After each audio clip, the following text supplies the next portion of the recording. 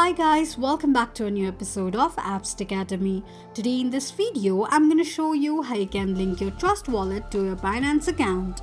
Keep watching the video till the end. To link your Trust Wallet account to Binance, firstly go ahead and launch open your Trust Wallet application. The home page of Trust Wallet application will appear on the screen.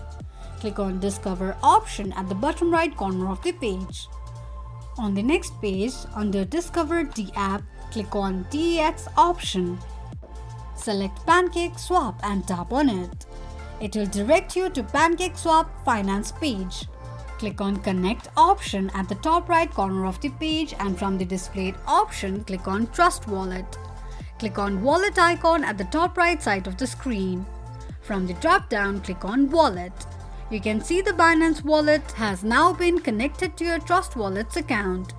This is how you can link your Trust Wallet account to Binance account quickly and easily, just in few steps. If you have any thoughts or queries, let us know in the comments section. Don't forget to subscribe to our channel. Also press the notification bell icon so that YouTube will notify you whenever we post a new video. I hope this video was helpful to you. Thank you so much for watching.